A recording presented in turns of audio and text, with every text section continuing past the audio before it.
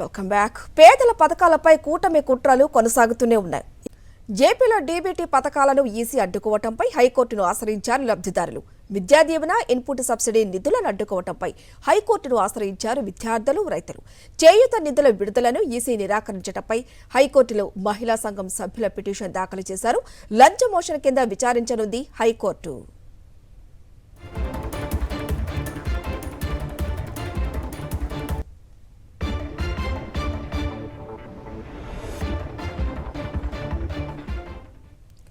ఏపీలో డీబీటీ పథకాలను ఈసీ అడ్డుకోవడంపై హైకోర్టును ఆశ్రయించారు లబ్ధిదారులు.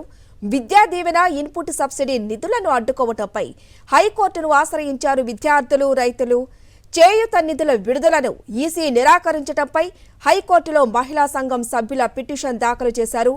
లంచ మోషన్ కింద విచారించనుంది హైకోర్టు.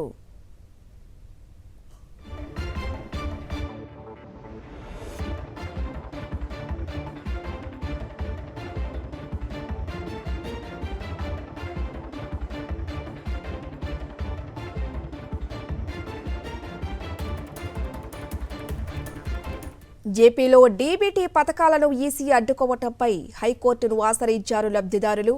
విద్యా దీవెన, అలాగే ఇన్పుట్ సబ్సిడీ నిధులను అడ్డుకోవడంపై హైకోర్టును ఆశ్రయించారు విద్యార్థులు, రైతులు.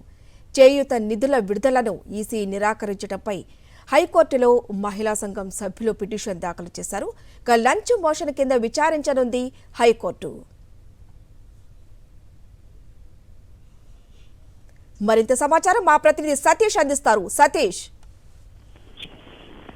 ఆంధ్రప్రదేశ్ రాష్ట్ర ప్రభుత్వం ఎన్నికల కమిషన్ ఇచ్చినటువంటి ఆదేశాలపైన హైకోర్టును ఆశ్రయించింది. ముఖ్యంగా ఆంధ్రప్రదేశ్ రాష్ట్రం రైతులు, విద్యార్థులకు నష్టం కలిగించేలాగా ఈసీ ఇచ్చినటువంటి మార్గదర్శకాలు ఉన్నాయి. సో ఇది అత్యవసరమైనటువంటి అంశం. ఈ నేపథ్యంలోనే హైకోర్టును ఆశ్రయించారు. కొంతమంది లబ్ధిదారులు ఆశ్రయించారు. రాష్ట్ర ప్రభుత్వం ఇవ్వడానికి సిద్ధపడుతున్నటువంటి ఇన్పుట్ సబ్సిడీని కానీ, విద్యా దీవెని కానీ అడ్డుకుంటూ హైకోర్టు ఆదేశాలు ఇవ్వడం పట్ల విద్యార్థులు, రైతులు ఆందోళన చెందుతూ ఉన్నారు. సో ఈ నేపథ్యంలోనే ఏదైతే ఎన్నికల కమిషన్ ఇవాళ ఒక డైరెక్షన్ ఇచ్చిందో, ఎవరైతే 847 కోట్ల రూపాయలకు సంబంధించిన ఇన్పుట్ సబ్సిడీ విడుదలకు సంబంధించి అడ్డుకోవడం, అదేవిధంగా 650 కోట్ల రూపాయల వరకు విద్యా దీవెని పంపిణీ అడ్డుకుంది. వాస్తవానికి ఇది ఆన్ గోయింగ్ ప్రాజెక్ట్, ఇది ఆన్ గోయింగ్ స్కీమ్స్. ఇది గతంలోనే చెల్లింపులు జరుగుతున్నటువంటి స్కీమ్స్. ఒకవైపు తెలంగాణ రాష్ట్రంలో రైతు బంధు, అదేవిధంగా పంట నష్టపరిహారం చెల్లింపుకు అనుమతించినటువంటి ఎలక్షన్ కమిషన్ ఆంధ్రప్రదేశ్ వచ్చేసరికి ప్రత్యేకంగా వ్యవహరించడం అన్నది ఇప్పుడు తీవ్రంగా అటు విద్యార్థుల్ని, రైతులను కూడా ఆందోళన కలిగిస్తోంది. సో ఈ నేపథ్యంలోనే రైతులు, విద్యార్థులు ఆశ్రయించారు హైకోర్టుని. ప్రధానంగా ఇందులో చాలా స్పష్టంగా వాళ్ళు పేర్కొన్నటువంటి అంశాలు, ప్రస్తుతం ఇన్పుట్ సబ్సిడీ అనేది చాలా కీలకమైంది రైతులకి పెట్టుబడి సహాయం కింద రాష్ట్ర ప్రభుత్వం ఈ నిధులు విడుదల చేస్తుంది. 847 కోట్ల రూపాయలు 6,95,000 మంది రైతుల పైన ఇంపాక్ట్ చూపిస్తుంది. ఇది ఎప్పటి నుండో ప్రతి సంవత్సరం కూడా ఇన్పుట్ సబ్సిడీ ఎప్పటి ప్రభుత్వం విడుదల చేస్తూనే ఉంటుంది.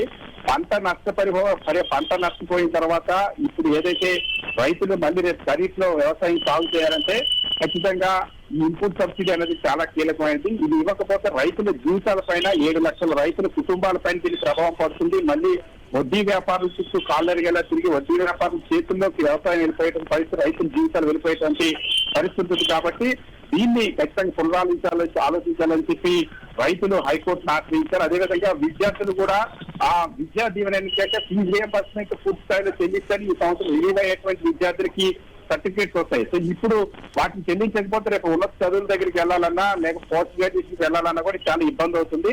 అది కూడా విద్యా దీవెన నిధులు కూడా గతంలోనే విడుదల చేసినటువంటి నిధులు ఇవి ప్రతి సంవత్సరం కూడా రాష్ట్ర ప్రభుత్వం ప్రతి క్వార్టర్ కి విడుదల చేసేటువంటి నిధులు ఇవి.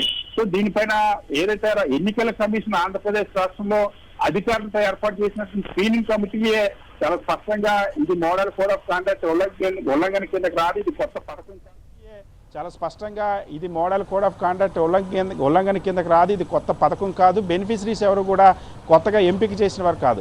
సో ఇటువంటి నేపథ్యంలో ఈ ఇన్పుట్ సబ్సిడీని విద్యాదీవెని అడ్డుకోవడం అనేది సమంజసం కాదు.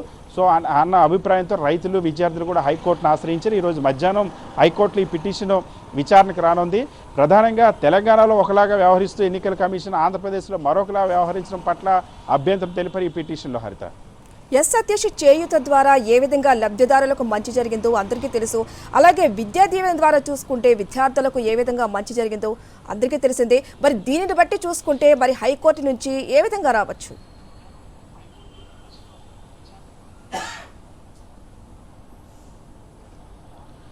దీనికి సంబంధించి హైకోర్టు ఎన్నికల కమిషన్కి సంబంధించిన మోడల్ కోడ్ ఆఫ్ కాండక్ట్ని చాలా స్పష్టంగా క్షుణ్ణంగా పరిశీలించబోతోంది. ఎందుకంటే గతంలో కూడా సింబల్స్కి సంబంధించినటువంటి సాధారణంగా ఎన్నికల కమిషన్ విధుల్లో హైకోర్టులు జోక్యం చేసుకో, కానీ మోడల్ కోడ్ ఆఫ్ కాండక్ట్ని ఇంప్లిమెంట్ చేయడంలో ఎన్నికల కమిషన్ ఎలా వ్యవహరిస్తుందన్న అంశాన్ని అయితే ఖచ్చితంగా పరిశీలిస్తుంది. సో ఇప్పుడు ఖచ్చితంగా హైకోర్టుకి ఇప్పుడు రైతులు వేసిన పిటిషను, అదేవిధంగా విద్యార్థి వేసిన పిటిషన్లు హైకోర్టుకి లిఖితపూర్వకంగా ఎన్నికల కమిషన్ సమాధానం చెప్పాల్సి ఉంటుంది, ఎందుకు ఆపిందా అన్న అంశాన్ని. అదేవిధంగా ఇతర రాష్ట్రాల్లో చెల్లింపులు జరిపి ఇక్కడ మాత్రమే అడ్డుకోవడాన్ని మాత్రం ఖచ్చితంగా ఆ విద్యార్థుల రైతుల తరపున న్యాయవాదులు ప్రశ్నించేటప్పుడు అప్పుడు ఎన్నికల కమిషన్ ఖచ్చితంగా దానికి సమాధానం చెప్పాల్సి ఉంటుంది. సో హైకోర్టు చాలా క్లియర్గా మోడల్ కోడ్ ఆఫ్ కాండక్ట్ అయితేనే ఖచ్చితంగా ఇంప్లిమెంట్ చేయమని చెప్తుంది.